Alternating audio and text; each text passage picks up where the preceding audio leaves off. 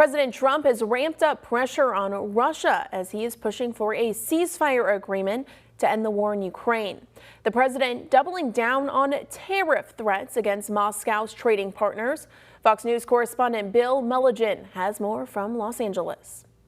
Well, at the end of 50 days, if we don't have a deal, it's going to be too bad. The clock is ticking for Russia as President Trump doubles down on his tariff threat. On Monday, the president threatened to target Moscow's trading partners with 100% tariffs if a ceasefire agreement isn't reached to end the war in Ukraine.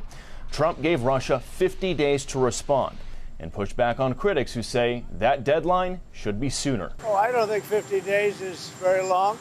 And it could be sooner than that. I don't think 50 days is very long. Along with the tariff threat, the president announced NATO allies will buy billions of dollars worth of U.S. military weapons, which will then be sent to Ukraine. According to the NATO Secretary General, supplies will include both defensive and offensive arms. We will find the money in Europe to make sure that Ukraine has what it needs to be in the best possible position during these peace talks as soon as they start. But when asked, Trump downplayed the possibility of sending long-range missiles, which would give Ukraine a chance to strike further into Russian territory. The only way Putin's going to come to the table if he sees resolve of the West to stick with Ukraine. And in a rare sight on Capitol Hill, the president's plan appears to be getting some bipartisan support. Sanctions ought to be done as soon as possible, as strongly as possible, so that Putin knows we are serious in a unified approach. And as for Russia, it released a statement saying these new plans contradict calls for an end to the war. Moscow also saying